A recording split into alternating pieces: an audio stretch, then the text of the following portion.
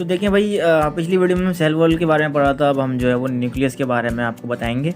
अलग से मैं बताऊंगा, नोट्स भी बताऊंगा, जितना भी कुछ लिखा है ये क्या है सेलुलर न्यूक्लियस।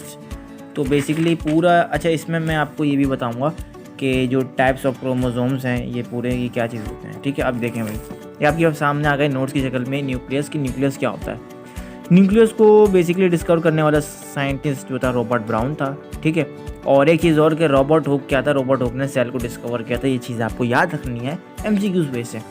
तो न्यूक्लियस बेसिकली जो होता है मल्टी न्यूक्लिएटेड सेल होता है। और क्या होता है ये, when one cell contains many nucleus is called multi nucleated cell. Multi nucleated cell का मतलब कि कोई भी सेल जो है वो बहुत सारे न्यूक्लियस जब भी कंटेन करेगा तो क्या कहलाएगा, वो मल्टी न्यूक्लिएटेड सेल कहलाएगा।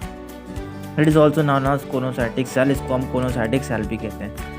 थोड़ी ये बेसिक्स की बातें थी और बेसिक की चीज़ मैं आपको शेप के बारे में बता चलूँ। न्यूक्लियस की शेप क्या होती है, देखिए पहली शेप जो होती है वो स्फेरिकल होती है, वो ये शेप होती है स्फेरिकल शेप। ठीक है, अब दूसरी शेप क्या होती है, वो ओवल शेप होती है, एक लाइक होती है, अंडे लाइक होती है, वो ये होती है।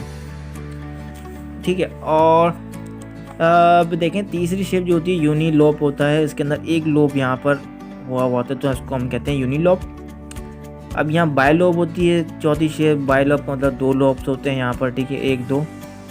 पांचवी शेप जो होती है वो मल्टी लॉब्स होती है। मल्टी लॉब्स का मतलब कि यहाँ पर बहुत सारे लॉब्स निकले हुए, 1 2 3 4। ठीक है, this all are the shape of nucleus. ये जितनी भी शेप मैंने बताई है वो न्यूक्लियस की शेप है। अब बात करते हैं इसके स्ट्रक्चर की। तो भैया स्ट्रक्चर क्या है, स्ट्रक्चर इसका ये है। अच्छा, स्ट्रक्चर से जानने से पहले एक चीज़ मैं बता चलूँ कि अगर एक एमसीक्यू आता है कि न्यूक्लियस की स्टडी करने को क्या कहा जाता है, बेसिकली न्यूक्लियस की स्टडी करने को हम कहते हैं कैरियोलॉजी।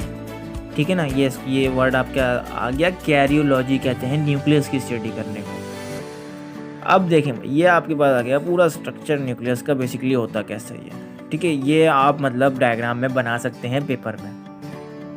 अंदर जो है वो क्रोमेटिन नेटवर्क है, बाहर न्यूक्लियर पोर ही हैं, सुराग जिसको कहते हैं। अच्छा, ये जो आ रही है उसको हम कहते हैं न्यूक्लियर मेम्ब्रेन, और ये जो होता है वो न्यूक्लियस कहलाता है, और न्यूक्लियोप्लाज्म इसके साइड में होता है।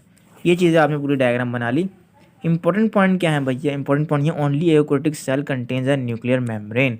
न्यूक्लियर मेम्ब्रेन ये जो है वो सिर्फ और सिर्फ एकोटिक सेल ही कंटेन करता है, यानी कि प्रोकैरियोटिक सेल नहीं करता।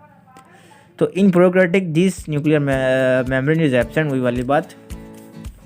अब तीसरी चीज़ जो है वो ये है कि nucleolus is use to make ribosome which is protein factory. अच्छा, न्यूक्लियोलस का बेसिकली क्या यूज़ होता है, वो राइबोसोम को मतलब बनाना होता है, और राइबोसोम का क्या होता है, वो प्रोटीन फैक्ट्री होता है, यानी कि प्रोटीन की सिंथेसिस कौन कराता है, राइबोसोम, और राइबोसोम को कौन बनाता है, न्यूक्लियोलस।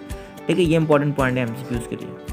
तो न्यूक्लियोप्लाज्म बोलो या कैरियोलिम्ब बोलो, बात देखिए तो न्यूक्लियोप्लाज्म और karyolymph is filled with proteins. Nucleoplasm जो होता है बेसिकली कहाँ गया, ये क्या होता है, यहाँ पर बहुत सारे प्रोटीन से फिल्ड हुआ होता है, भरा हुआ होता है। तो the extremely thread like structure in nucleus called protein network. Thread like मतलब धागे वाला, धागे की तरह ही जो धागे का स्ट्रक्चर है इसको हम कहते हैं क्रोमेटिन नेटवर्क। इस तरह आप पेपर में नोट्स की शक्ल में पॉइंट वाइज लिख कर आप मतलब बता सकते हैं एग्जामिनर को, पूरे मार्क्स मिलेंगे स्ट्रक्चर में। तो यहाँ before divide of cell these thread like structure called chromatin network. अच्छा, डिवाइड होने से पहले ये जब सेल डिवाइड नहीं होता उससे पहले हम ये जो थ्रेड लाइक स्ट्रक्चर फॉर्म हो रहे होते हैं उसको हम कहते हैं क्रोमेटिन नेटवर्क। ठीक है ना, डिवाइड होने के बाद नहीं, डिवाइड होने से पहले। और after divided the cell these thread like structure seen and called chromosome. और आफ्टर मतलब कि डिवाइड होने के बाद हम इसको क्रोमोसोम कह रहे होते हैं, सिंपल। ठीक है ना, ये डिवाइड होने से पहले की बात है, जब ये डिवाइड नहीं हुआ था सेल तो ये जो थ्रेड लाइक स्ट्रक्चर होते हैं वो क्रोमेटिन नेटवर्क कहलाते हैं, और जब ये डिवाइड हो जाता है तो वो क्रोमोसोम कहलाता है। तो ये बेसिकली किस तरह बन जाता है मैं आपको बताता हूँ। ये इस तरह बन जाता है, ये आ गया पूरा ये, तो ये जो है वो ऐसे बन जाता है। ठीक है, ये क्रोमोसोम की शक्ल इख्तियार कर लेता है, क्रॉस वे में हो जाता है। तो ये इस तरह हो जाता है, इसको हम कहते हैं क्रॉस, मतलब क्रोमोसोम्स कहते हैं इसको बेसिकली। इसको मैं आगे बताता हूँ उसकी शेप वगैरह के बारे में। ठीक है, ये आफ्टर डिवीजन और ये बिफोर डिवीजन।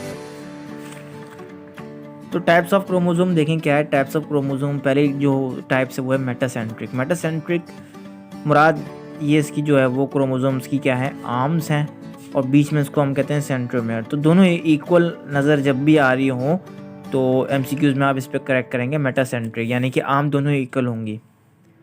अब सब मेटासेंट्रिक में क्या होगा, एक आर्म छोटी होगी और एक आर्म बड़ी होगी। एक्रोसेंट्रिक या फिर सब टेलोसेंट्रिक में क्या होगा, एक आर्म जो होगी वो बहुत ही छोटी होगी और एक आर्म जो है वो बहुत बड़ी होगी। ठीक है, आप इस तरह भी कह सकते हैं कि ये जो जे लाइक स्ट्रक्चर है, कभी कभी पूछ लिया जाता है कि बताएं जे लाइक स्ट्रक्चर ना, ये बिल्कुल ऐसा स्ट्रक्चर है, टिक की तरह ही है। तो ये बेसिकली ये बिल्कुल ऐसे है ये। ठीक है, ये इसको घुमाएंगे तो ये बिल्कुल ऐसे बन जाएगा, जे लाइक स्ट्रक्चर है ये। तो जे लाइक स्ट्रक्चर पूछ लिया जाता है किसको कहते हैं, तो आप बताएंगे सब मेटासेंट्रिक को। और आई लाइक स्ट्रक्चर किसको कहते हैं, आप कहेंगे एक्रोसेंट्रिक को। और टेलोसेंट्रिक में आपको पता है कि सिर्फ एक साइड पे जो होता है वो आर्म होती है, ठीक है, और ऊपर जो होता है सेंट्रोमेयर होता है, तो वो जो होता है टेलोसेंट्रिक होता है। ये तमाम जो एमसीक्यूज मतलब में आ जाते हैं, और कभी कभी टाइप्स के बारे में बता दिया जाता है। टाइप्स मतलब आप छोटी छोटी लाइन ऐसे खुद भी लिख सकते हैं, ये मैंने आपको बेसिक की चीज़ें बता दी हैं।